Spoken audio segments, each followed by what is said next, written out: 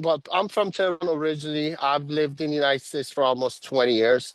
I haven't been able to go back. Obviously, if I do, the regime would arrest me and put me in jail. But I know Tehran and I look at the images and the videos, and the sheer number of people it's very heartwarming to see how many people have come out, how many people has answered the Crown Prince's call, and they're in the streets and they're chanting his name right now. By the way, I saw also that President Trump is going to meet Reza Pahlavi next week in Mar-a-Lago.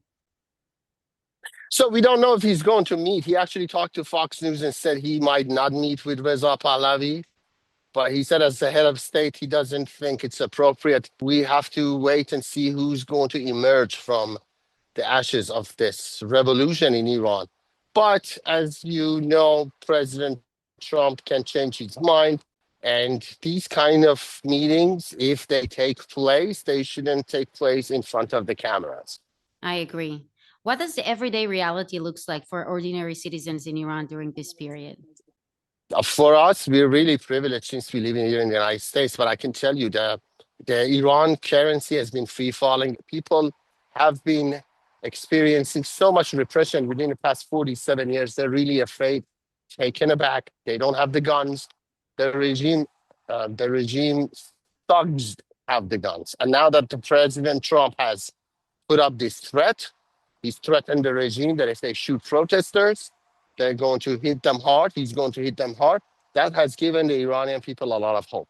I want to ask you, because you're covering Iran for a really long time, do you really think this time it's going to happen? That the regime is going to fall? This time around is very different. Iranian regime, because of its incompetence, because of its foreign adventurism, because of the fact that they've been looting Iran's resources for more than 4 decades, there's always upheavals happening in Iran. Every now and then, there's a series of protests, and then it's crushed. And then after that, you wait for another few years, and then there's another upheaval. This time around, it's different for many reasons. Number one, we have a new president in the United States. President Trump has made it clear to Iranian regime that he wants their nuclear program to be dismantled and their missile program to be tamed. And also that he wants them to stop exporting the Islamic Revolution to other countries, especially in the Middle East.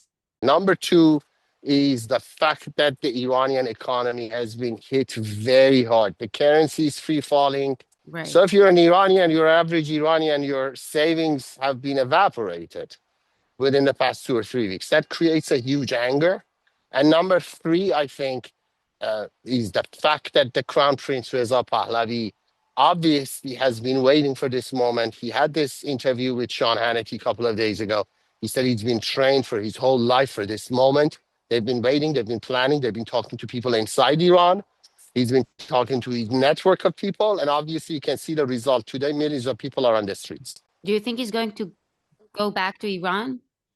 He said he would. He clearly was asked by Sean Hannity, and he said he's ready to go back to lead the last battles of this revolution. So not only willing to go back, he's itching to go back.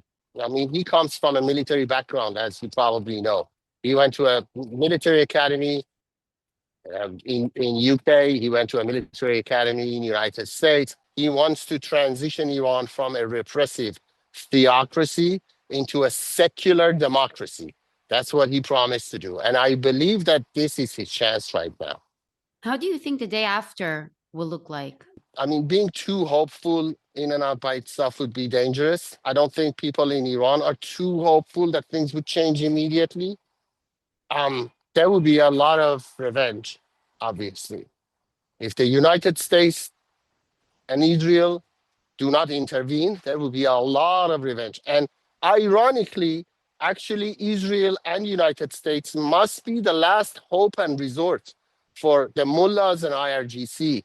If they surrender to Israelis and Americans, they might have a chance to survive. At least they can expect a fair trial in the United States or in Israel.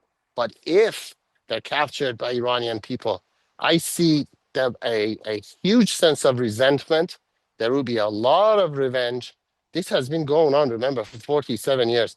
People have lost members of family, their wealth, their Right. youth, their well-being.